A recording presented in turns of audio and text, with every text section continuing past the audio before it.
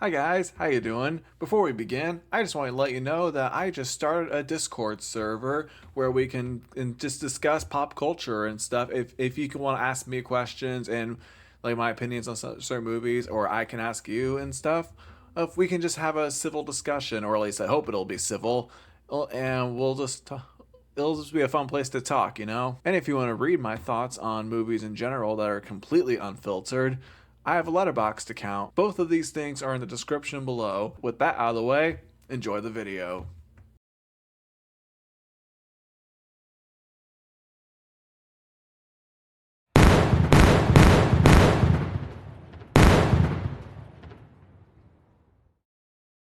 45 seconds of Luxogos. Honestly, this logo length shouldn't really come as a surprise to you, Jeremy, because past Pixar movies have had pretty much exactly the same logo length as this one, and I recall that you said exactly 45 seconds of logos for your videos on Finding Nemo and Car C, so I feel like that shouldn't be a problem with this movie specifically. Wait, this is my video. Sorry, not sorry, but I did say I'd be back for this video at the end of the Inside Out 2 video. Alright, fine. Let's do this.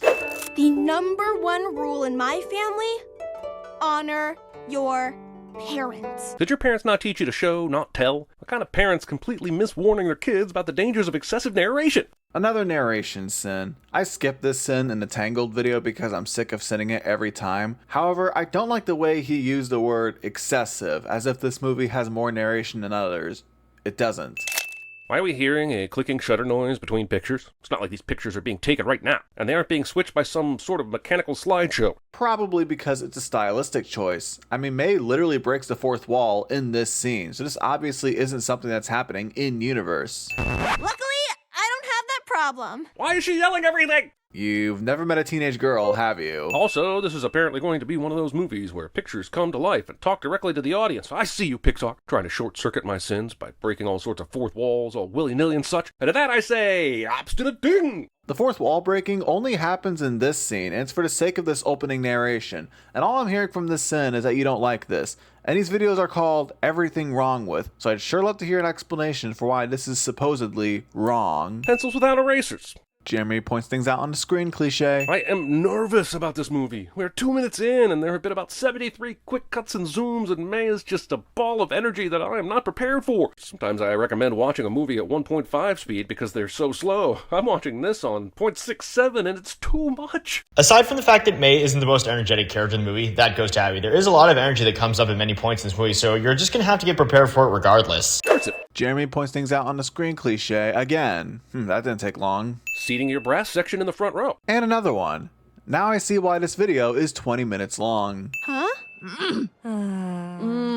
Tevin. Sexually objectifying someone, totem pole style. You literally did the same thing years ago. How about these three sins back to back in your X-Men First Class video? Jennifer Lawrence isn't my girlfriend in this scene. Rose Byrne isn't my girlfriend in this scene. And January Jones isn't my girlfriend in this scene. Heck, you even cut a sin from your original Frozen video that I missed by the time I send it. I bet they're absolutely lovely. I bet they are beautiful. If I were in a relationship with this cartoon, I'd probably still hit it if she let me. Also, there is no way this conglomeration of humans pulled off this synchronized slide in from these positions. In what world would Priya's head have ever looked like it was directly between Miriam and Abby's heads? She's literally standing beside her. I know this whole movie is a wild Looney Tune and everything, but if I'm not sitting detachable heads, what am I even doing anymore? I was going to say that this is a cartoon, but Jeremy did it for me, so I'll just ding the ding. But also, Four Town has 5 members. And though I'm sure they will address this in the movie, it's exactly this kind of reckless number play that corrupts the education of our youth, and I can't let it go without doing my part to fight for the betterment of the next generation. While they don't exactly address why in the movie, though the reason has to do with the fact that in Chinese culture 4 is an unlucky number, Ming does say the same thing later on when she asks why are they called Four Town if there are 5 of them. Tevin's right here. And free! On the one hand, I'm glad that this movie isn't portraying horny 8th grade boys panting over girls, but on the other, I think just avoiding this behavior in a movie altogether is wise. Does it matter what gender is on screen right now, and the message to the impressionable is that talking about a person's appeal based on convenience and cost is pretty fucking creepy? I really hate this sin.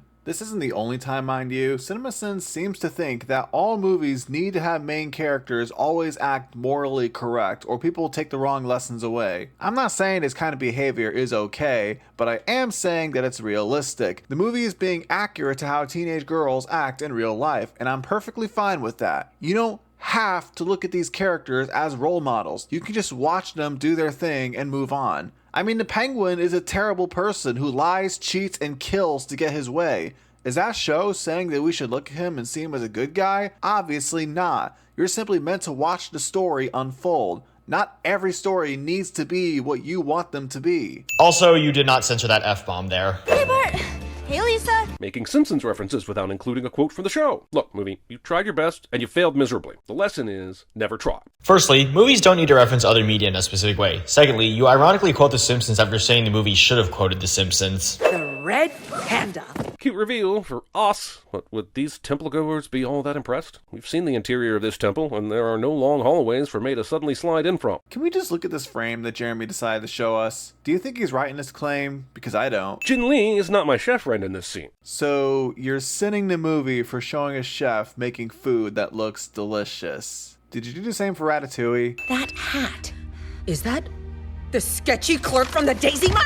Look, if you recognize the person who your daughter drew from sketches she literally did in seconds, one of two things is true. Either your daughter is such a talented artist that you should probably be investing in art school, or you're in a movie where convenient things happen to cringe the plot forward. The fact that she knows who this boy is seems to suggest that she regularly goes to this store, or at least passes by and sees him through the window. I don't know why you think that's convenient for the plot. Mei Mei's mother sees this face and decides that there wasn't anything else her daughter wanted to tell her. A slight glance at a notebook earlier set her on a hunt for what was going on, but this face doesn't trigger any warnings? Technically, May doesn't have anything to tell her. She's just pretending to not be super embarrassed right now. Now, if we ignore that Jeremy said this and just focus on Ming not noticing May's expression here, then that shows he's missing the point even further. She literally went into the Mar and blamed Devon for getting into her head. This will never happen again. Lying to your mirror. But like I said in my original video, May isn't exactly lying to her mirror since she doesn't do any more drawings of Devon. For the love of Luca, Pixar, these Easter egg callbacks to previous Pixar movies are getting weirder and weirder. Arbitrary movie reference. Guys, what the absolute is going on with this movie right now? Are we trying to make the Pixar kids grow up to love horror movies? Because this is how you do that. Well, what's wrong with this movie scaring kids? But it's too soon. She's 13. It is not too soon. Perhaps we should talk about why this is happening. Perhaps you should have talked to her about why this is happening before it started happening. You literally played her saying that she thought it was too soon, so she thought she'd have more time to tell her beforehand. The cut from May's disaster room and newly acquired red hair to a shot of her going to school. Is the idea that her very invasive mother was so distracted by the burning porridge on the stove that she forgets to ask about her daughter's period again? Or her sudden new hair color? She probably did ask more about her period. If you play the scene a little longer, you'll see that's all she's talking about before May gets out of the car. Also, are you telling me you can't just figure out that May put the hat on before she left the room, so Ming didn't even notice the new hair color? Is that something that needed to be spelled out for you? You know, with the time you spent on the extra question mark and two little hearts, you could have just spelled your correctly, Miriam. Well, you say that for the your, but how come you aren't applying it to the you as well? Because they're both written with the letter U. Much better with the your this time, but now where's the punctuation? You can do both things, Miriam. We believe in you. I'll be the first to admit that I'm a bit of a grammar Nazi, but when it comes to small notes like this, periods aren't necessary. I almost never use them when I'm texting. No one in the room turns around to see what the explosion behind them was, because the movie needs to hide Mei Mei's secret, even though it will unhide it within the next 10 minutes. Well, they were all coughing from the smoke, which is why they didn't see May as a panda. It's happened already? What did you say? I'm with Mei Mei here. If you know your child will eventually turn into a giant red panda, how is it not something you start to prepare them for? You're asking a question that the movie itself asks, because May later asked Ming why she didn't tell her sooner, and she said she assumed she had more time before it happens, which happens in this scene. Why didn't you warn me? I thought I had more time. You're just a child. I thought if I watched you like a hawk, I'd see the signs and be able to prepare. But it's going to be fine. I overcame it, and you will too. As you know, our ancestors... There's no greater tell that we're about to get exposition than when a character utters the phrase, as you know, to people who already know the thing they're about to say out loud to them anyway. They might as well replace the phrase with, as the audience doesn't know. I have never understood this criticism. I've heard quite a few YouTubers hitting on the as you know phrase as if it's lazy writing. My problem is that I've heard this phrase a lot in real life. I remember in school my teacher saying this to remind us of certain things. In this case, Ming's reminding May about the legend of Sun Yi, so she can then transition into the story of the red panda and explain May's situation. Also, I think it says a lot about May's character that she patiently goes to the temple to watch a scroll show about her cursed condition. I'd be under the blanket in my room, combing my face, demanding we skip to the important parts. I mean, sure, the movie needs us to understand why this is happening, but I'm pretty sure Panda May just wants to know how to make it stop. And the mom takes way too long to let her know there's a curse clause. You don't think May would want to know the full context of why she's literally turning into a bear? That's the first thing I'd want to know if this happened to me. And I will be with you every step of the way. Which seemed to be a negative trigger for May earlier, but, now it calms her down. But Ming doesn't know that yet. She still thinks May is the perfect daughter right now. Considering this is something you're trying to keep a secret, did you really want to put closed due to family emergency on the sign? Wouldn't that stir up more questions? Was anyone really going to stop by for a tour and be like, honey, they're closed, but it doesn't say why, so maybe we break in anyway? Have you seriously never heard of the term family emergency? When people are working, they might use this term, and there could be many reasons for why. Maybe a family member is sick, maybe they're injured, maybe a relative has died, or something else serious like that. Any customer who reads this could just assume anything like this. Boots and cats and boots and cats. Boots and cats and boots and cats? That's not even a Pixar movie. Oh, brother, this guy stinks! As cute as this moment is anyone else concerned about why or how Ming had a box of kittens at the ready? When the rest of the family arrives, Ming brings up this challenge as if it's a regular thing that every woman has to face, so clearly she's been prepared for this for a while, since she knows it'll happen at some point. What was that? That was a tiny kid managing to balance the load of a bust and tray table of pop paraphernalia without struggling or dropping anything. That's what. Says May didn't drop anything while showing that she drops a few CDs. I'm not here. Ming is in the fetal position, traumatized by a call from her mother. She told her husband that she's not here and he hands her the phone anyway? What an asshole. Probably because Ming's mom told him to give the phone to her. So is May's transformation one big poof, or does it happen body part by body part? I've seen both, but the movie is not helping me figure out why sometimes it takes a while and other times it's all Panda Express. Like I said in my video, it is both, and it varies depending on how strong May's emotions are. Dude, keep it together. I can't. We need to see this concert. Whoa, wait. The scene before this was May getting angry about this kid teasing her about her mom. May got mad and chucked a ball at his head so hard it broke a window and probably killed the class's pet turtle. But now she's worked up because of this concert? Come on, movie, stay focused! I can't be the only person motivated to get to the end of this. Firstly, that last thing you said, again, supports my belief that you don't actually like watching movies, which has also been the case with things you've said in other videos I've done. And secondly, I think that the movie does still have its focus because May is feeling both of those things, both worked up because of the concert and mad about Tyler teasing her. Though the concert is more what she and her friends are thinking about since they'd been talking about that before May threw the dodgeball at Tyler. Behold the array of old cell phones that will prove the animators did their research. Everything wrong with Turning Red, ladies and gentlemen. A movie set in 2002 is accurate. And step 3, hustle this panda and squeeze every last loony out of those kids. I love how Canada this movie is. It just throws out loony like everyone knows that's Canada's dollar coin. When the truth is, most of you didn't know what it was and thought I accidentally misspelled Looney Tune earlier. I knew it was Looney Tunes, but I was making a subtle joke. And when a movie is smart enough to use the same terrible inside references as me, that must be a sin off, right? This movie's about to get a sin for me explaining my own joke, isn't it? I swear sometimes I don't even understand how sin math works. Neither do I. Miriam snaps a picture of the kids with the panda, but then the kids walk away like they didn't want the picture at all, so why snap the shot in the first place? That is a good point, but you misspelled Miriam's name here despite not having done that in earlier sins. Storing your merchandise where you shit. Just like with that F-bomb from earlier, you didn't censor that swear there either. Though, unlike before, your text makes it look like you did. And while I may have missed these before, I made sure not to do that this time, and thanks again for pointing this out to me, Gabe. The director of this also directed the Pixar short Bow, and thanks to that flick, I'm now traumatized every time anyone eats one of these steamed buns because you never know whose loved one it might be, so now I'm giving this movie a sin for the way that movie triggered me. Well, that should be a sin for Bow, not Turning Red. Life lessons, kids. Hiding stuff under your bed is a terrible location. I hate to break it to you, but your parents probably check there, and on the shelf, in your closet, every day. If you aren't going full air duct with your contraband, you honestly aren't even trying. But if you acknowledge that kids do this in real life, why is it a sin for May to do it too? I'll do it. But it'll cost you $200. Okay. Look, if you can just SNL chat and okay to $200, maybe start with that instead of the blackmail. Well, considering that they don't like each other at this point in the movie, he likely wouldn't start with that. What about your mom? What about all your moms? Well, it seems like Miriam, Priya, and Abby's moms all allowed them to go to the party because when they're there, they don't say what their mom said about attending. She passed every trigger test, even the kitten box. Everyone is impressed by this, but why does every generation of panda women have kittens in boxes at the precise time? Are kittens readily available in boxes and I just don't know about it? Maybe, but this should have answered your question about why Ming had the kitten box ready. So why didn't you go back and delete it? I haven't said much about the merch options yet because I kept thinking that kids are pretty creative, and they did have cash coming in that could have helped fund their enterprise, but whirling tails that look so specifically panda hairy is just one merch item too far. Well, that's really just something you have a problem with, and also you said the kids are pretty creative, so I can buy the tail emails looking like this. You said the concert was the 18th. Sure, the third act misunderstanding is plenty convenient to sin on its own, but the timing of them hearing it on the radio at this very moment on this rooftop? Wait, were they recklessly dancing around on a rooftop? Are they trying to die? Well, firstly, I wouldn't really call this sin-worthy because the movie needs a way to create a conflict. And secondly, even if they did fall from the roof, May could likely prevent them from getting hurt by turning back into her panda form and catching her friends before landing on the ground.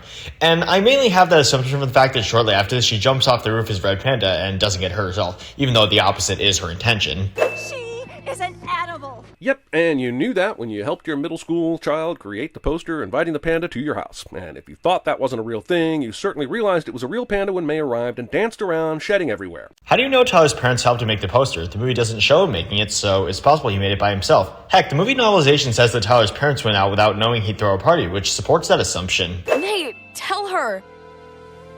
What? Dude! Did we actually need a third act conflict cliche to go with the third act misunderstanding cliche? Wait, stop right there.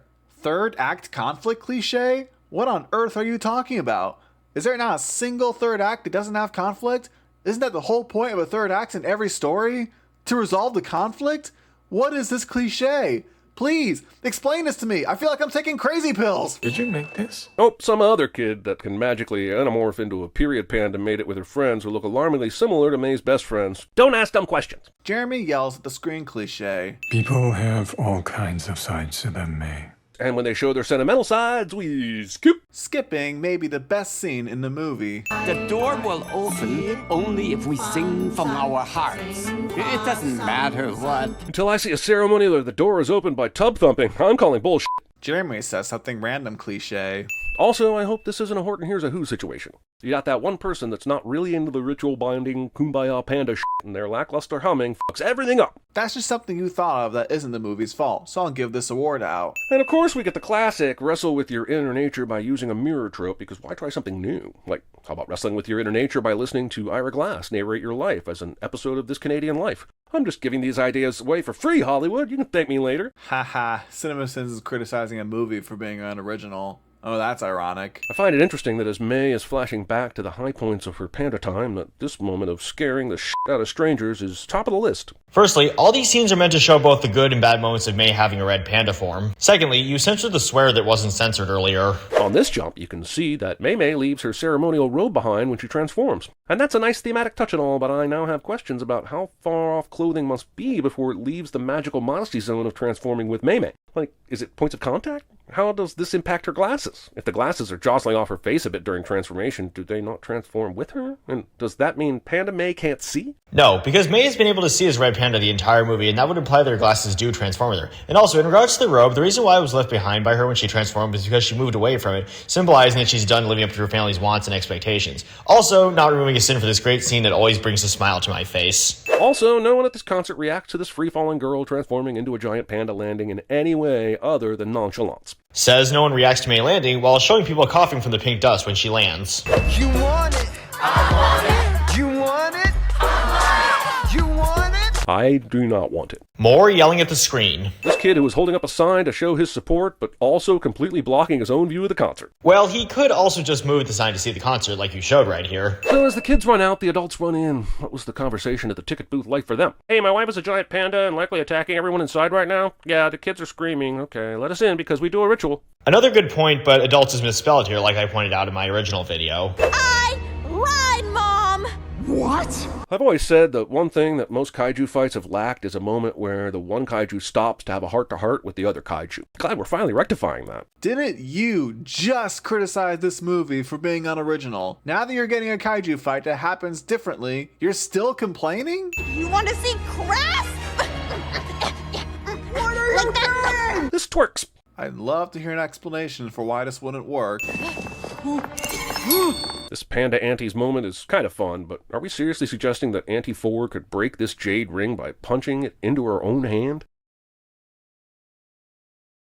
The magic sword only headshots Ming, so why do all the furious furries get to cross into Panda Mention? This movie forces this Sun Yi with a chance to meet y'all's moment more than I just forced that movie title pun. Well, the reason why is because May, her grandma, and aunties all move into the circle, which allows them to enter the astral realm with Ming. Ming will now gradually transform back to her current age while walking through this forest, which is fine, I guess, but I'm just saying the creators of this movie should be very thankful that this mystical in-between world has such a good sense of storytelling. That makes no sense. You're saying this as if this world existed and the filmmakers are following its rules, but they were the ones who created this world, so technically they made the rules as well. I'm changing, Mom. But I'm scared it'll take me away from you. Me too. From the company that started by asking, what if toys had feelings, and what if bugs or fish or cars had feelings, comes one of the most groundbreaking questions yet. What if women had feelings? Didn't Brave come out a decade before this? Didn't that movie also have a whole mother-daughter conflict? Why are you pretending that this is new for them? If anything, this is the first Pixar movie to have a female director that actually stays and finishes a project she wanted to make. Screw you, John Lasseter. Okay, that's two you've invaded. Now you just wait before I barge into one of yours. Fair enough.